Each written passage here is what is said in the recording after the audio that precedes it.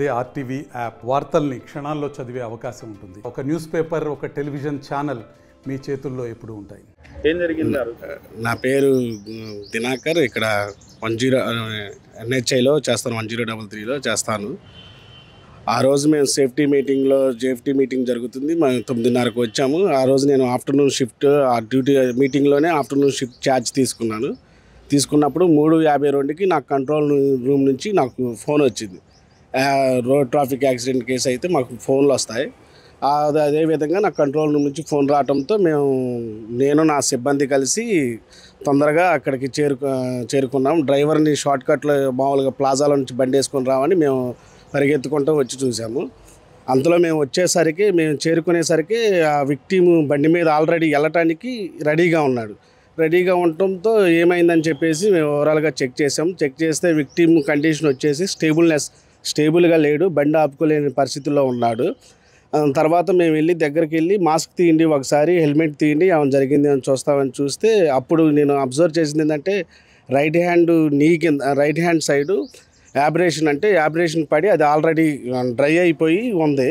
దాన్ని గీసుకుపోవటం వల్ల నేను అసిస్టెంట్ని ట్రే తీసుకొని ఒకసారి చెక్ చేద్దామని బెటాడిన్ హైడ్రోజన్ పెరాక్సైడ్ దాన్ని క్లీన్ చేసి ఆ యాబ్రేషన్ తప్ప ఇక వేరేది ఏమీ లేదు లేకపోవడంతో అతను స్టేబుల్నెస్ లేకపోవడంతో మేము నలుగురు గేట్ లైన్ అటెండర్ కూడా కలిపి మేము రిక్వెస్ట్ చేసాం, కూర్చోండి, తర్వాత వెళ్తే కానీ రెస్ట్ తీసుకోండి, మాకు టోల్గేట్కి సంబంధించిన రెస్ట్ రూమ్స్ ఉంటాయి, ఆ రెస్ట్ రూమ్స్లో రెస్ట్ తీసుకోండి, కొంచెం టైం తీసుకొని వెళ్ళండి అని మేము రిక్వెస్ట్ చేసాము. అయినా కానీ వినుకోకుండా వెళ్తానని మనకు థమ్స్అప్ సింబల్ లాగా చెయ్యి చూపించి మాకు వెళ్ళి స్మైల్ చేయించాడు. అప్పుడు కూడా మా దగ్గర ఉన్నంతసేపు కూడా మాస్క్ కానీ హెల్మెట్ కానీ తీయలేదు.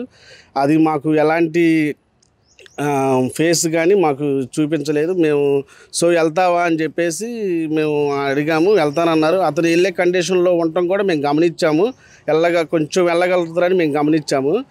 అయితే మేము అక్కడికి సమయం చేరుకున్నప్పుడు ల్యాప్టాప్లు వెనకాల జారతం గమనించి నేను వెనక్కి జరిగి అతను ముందే మేము ఫొటోస్ తీసుకుంటుంటే మమ్మల్ని ఫొటోస్ తీసుకోవద్దని చెప్పేసి అటు ఇటు ఫేస్ అనేది తిప్పుతుంటే మేము అతనికి కొంచెం ఇబ్బందిగా ఉందేమని చెప్పేసి నేను వెనక్కి జరిగి నేను కొంచెం డౌన్ చేసి ఫోటో తీశాను. ఆ ల్యాప్టాప్ ప్రూఫ్ కోసం మళ్ళీ ఎక్కడ పడితే మీరే కదా వెళ్ళింది, ఇక్కడ పడ్డాయి కదా, పడ్డ చోట పోయిన తర్వాత అతను మళ్ళీ తర్వాత వచ్చి కంప్లైంట్ ఇస్తాడేమో అని చెప్పేసి బయలుదేరేటప్పుడు అతని బిలాంగింగ్స్ అతనికి ఉన్నాయని చెప్పేసి ప్రూఫ్ కోసం నేను ఒక ఫోటో తీసుకున్నాను.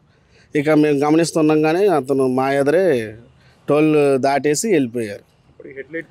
అప్పటికి హెడ్లైట్ పగిలి కిందకి ఉంది. ఆ హెడ్లైట్ పగిలింది కూడా అప్పటికి కిక్ కొడుతుంటే బండి కూడా స్టార్ట్ అవ్వలేదు. అతనే సడన్గా మళ్ళీ అవగాహనతో సెల్ఫ్ స్టార్ట్ చేసుకుని వెళ్ళిపోయాడు. మరిన్ని వీడియోస్ కోసం ఛానల్ ని సబ్స్క్రైబ్ చేయండి, లేటెస్ట్ అప్డేట్స్ కోసం వాట్సాప్ ఛానల్ ని ఫాలో చేయండి అండ్ లింక్ డిస్క్రిప్షన్ లో ఉంది.